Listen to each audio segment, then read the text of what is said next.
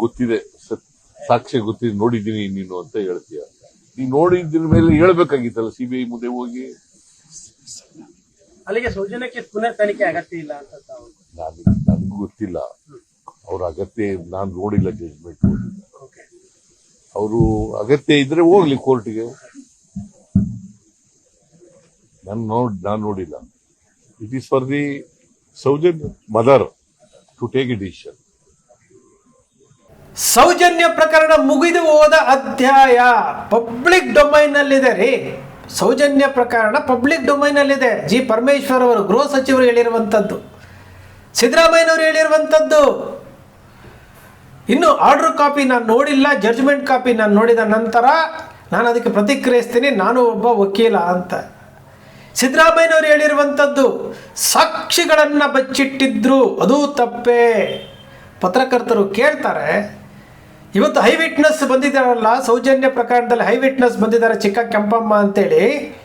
ಇವತ್ತು ಸರ್ಕಾರ ಯಾವ ರೀತಿ ನೀವು ಗಣನೆಗೆ ತೆಗೆದುಕೊಳ್ತೀರಿ, ಅದರ ಬಗ್ಗೆ ಏನಾದರೂ ತನಿಖೆ ಮಾಡ್ತೀರಾ ಅಂತ ಕೇಳಿದಾಗ ಆ ಸಾಕ್ಷಿಗಳನ್ನು ಬಚ್ಚಿಟ್ಟಿದ್ದು ತಪ್ಪಾಗುತ್ತೆ ಅಂತೇಳಿ ಈ ರಾಜ್ಯದ ಮುಖ್ಯಮಂತ್ರಿಗಳು ಮೀಡಿಯಾ ಮುಂದೆ ಹೇಳಿರುವಂತಹ ಒಂದು ವಿಡಿಯೋ.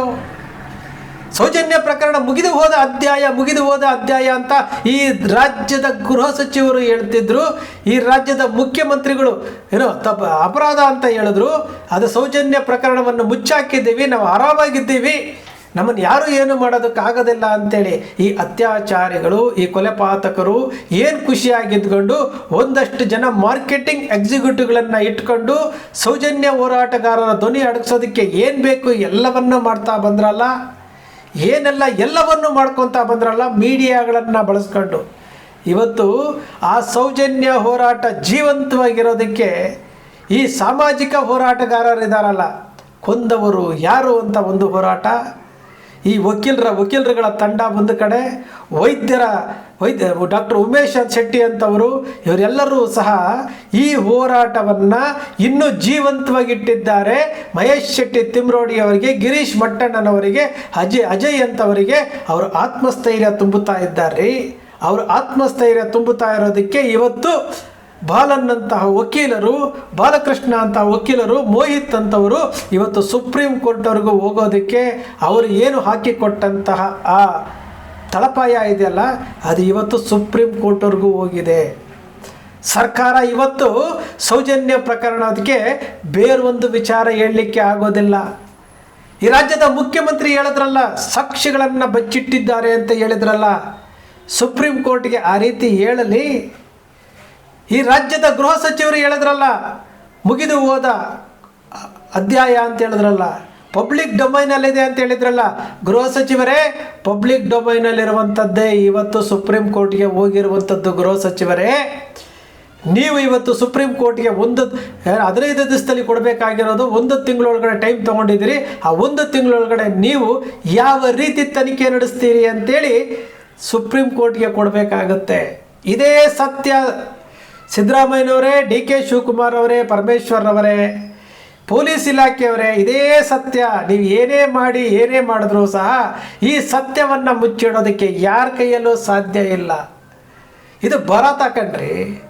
ಭರತ ಖಂಡದಲ್ಲಿ ಯಾವತ್ತೂ ಸಹ ಸತ್ತಿಲ್ಲ ರೀ. ಸತ್ಯ ಸಾಯಕ್ಕೆ ಯಾರೂ ಬಿಟ್ಟಿಲ್ಲ.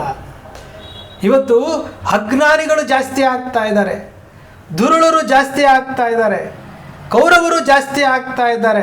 ಆದರೆ ರಾಮಾಯಣದಲ್ಲಿ ಶ್ರೀರಾಮಚಂದ್ರ ಮತ್ತು ಲಕ್ಷ್ಮಣ, ಹನುಮಂತ ಇವರು ಮಾತ್ರ ಧರ್ಮಕ್ಕೋಸ್ಕರವಾಗಿ ಹೋರಾಟ ಮಾಡಿರುವಂಥದ್ದು.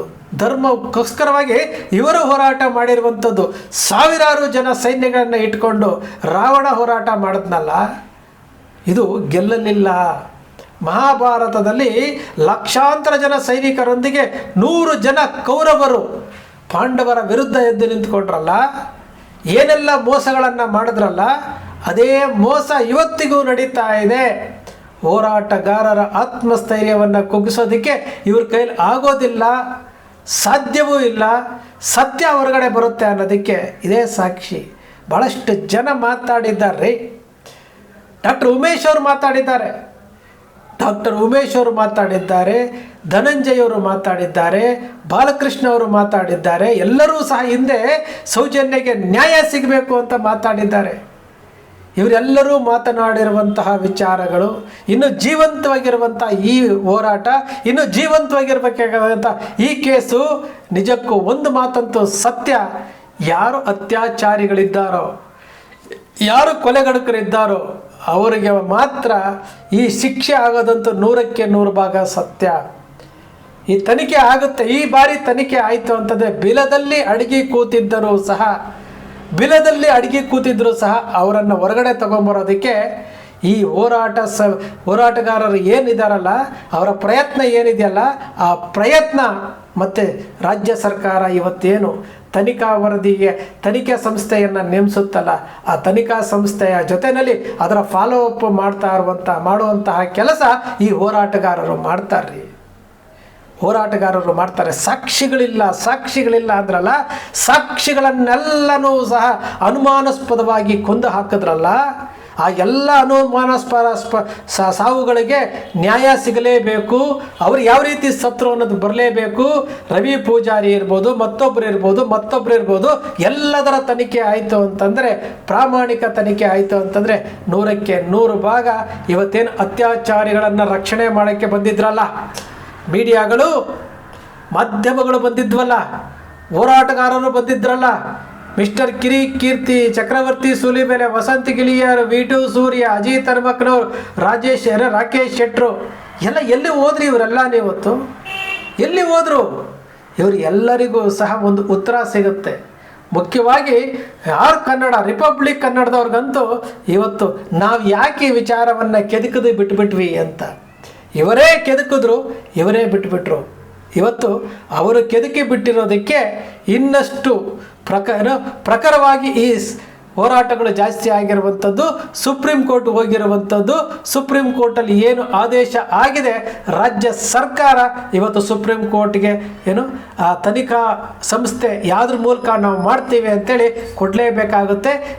ಪರಮೇಶ್ವರ್ ಅವರೇ, ಪಬ್ಲಿಕ್ ಡೊಮೈನಲ್ಲಿಲ್ಲ ಸ್ವಾಮಿ, ಇದು ಸುಪ್ರೀಂ ಕೋರ್ಟ್ ಅಂಗಳದಲ್ಲಿದೆ. ಮುಖ್ಯಮಂತ್ರಿಗಳೇ, ಸಾಕ್ಷಿಗಳನ್ನು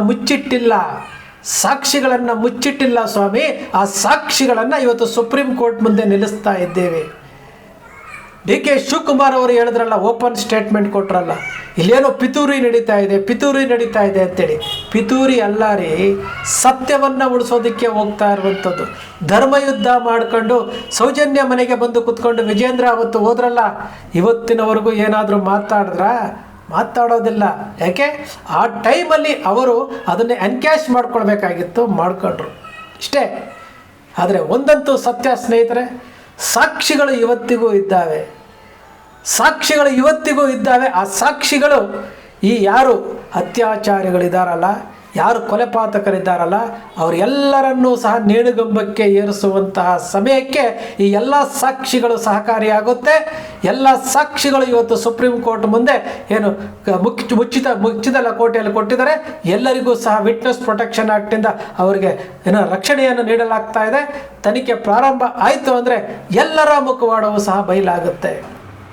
ಈ ಸಮಯದಲ್ಲಿ ಮಹೇಶ್ ಶೆಟ್ಟಿ ತಿಮ್ರೋಡಿ ಅವರಿಗೆ, ಗಿರೀಶ್ ಮಟ್ಟಣ್ಣನವರಿಗೆ, ಜಯಂತ್ ಅವರಿಗೆ, ಪ್ರಸನ್ನ ರವಿ ಅವರಿಗೆ, ಮುಖ್ಯವಾಗಿ ಅಜಯ್ ಅಂಚನ್, ಕುಡ್ಲಾರ್ ರಾಂಪೇಜ್ನ ಅಜಯ್ ಅಂಚನ್ ಅವರಿಗೆ ನಾವೆಲ್ಲರೂ ಸಹ ತಲೆ ಬಾಗಲೇಬೇಕಾಗುತ್ತೆ. ಇವತ್ತಿನವರೆಗೂ ಇದನ್ನು ಜೀವಂತವಾಗಿ ಇಟ್ಟಿದ್ದಾರಲ್ಲ, ಸತ್ಯಕ್ಕೋಸ್ಕರವಾಗಿ ತೊಡಗಿಸ್ಕೊಳ್ತಾ ಇದ್ದಾರಲ್ಲ, ಇವರಿಗೆ ನಾವ್ಯಾವತ್ತೂ ಸಲ್ಯೂಟ್ ಹೊಡಿಬೇಕಾಗತ್ತೆ. ಅವರನ್ನು ನಾವು ಯಾವತ್ತೂ ಮರೀಲಿಕ್ಕೆ ಆಗದೇ ಇರುವಂಥದ್ದು.